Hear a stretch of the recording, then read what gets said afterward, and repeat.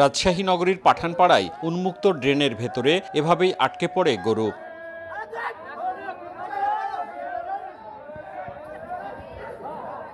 প্রত্যক্ষদর্শীরা জানান, পাঠানপাড়া এসি মসজিদের বিপরীতে সিটি কর্পোরেশনের ড্রেনের বেশিরভাগই উন্মুক্ত। মঙ্গলবার সকালে স্থানীয় রাজিম হোসেনের গরু ড্রেনের পাশে সবুজ ঘাস দেখতে পেয়ে সেখানে ছুটে যায়। ঘাস খাওয়ার এক পর্যায়ে ড্রেনের পাশে গেলে শরীরের ভারসাম্য হারিয়ে ভিতরে পড়ে। স্থানীয়রা খবর দিলে ফায়ার সার্ভিসের সদস্যরা এসে গরুটিকে উদ্ধারে তৎপরতা শুরু করে। গরু এখানে ঘাস খেতে খেতে ওই ড্রেনের মধ্যে ব্যালেন্স পায়নি, গরু পড়ে গেছে। পড়ে যাওয়ার পরে আর ও উঠতে পারছে না, ওই ইয়েটার মধ্যে মাথা ঢুকাই দিয়েছে, ও মাথাটাও ইয়ে করতে পারছে না। পরে ফায়ার সার্ভিসকে এই দোকানদার কল দিয়েছে, তারপরে ফায়ার সার্ভিস এসে অনেকজন লোকজন মিলে প্রায় 5 মণ ওজনের হবে গরুটা, সবাই মিলে তখন ওটাকে তুলল।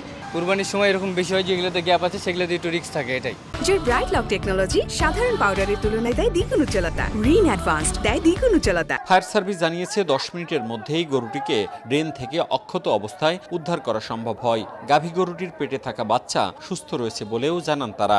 এখানে টানা গাড়ি, দ্বিতীয় কালে টানা গাড়ি নিয়ে আমরা গিয়েছি। আমরা যাওয়ার পর আমরা 5-6 জনের মতো আমাদের সবাই গিয়েছে, ড্রাইভার সহ আমরা 6 জন গিয়েছি।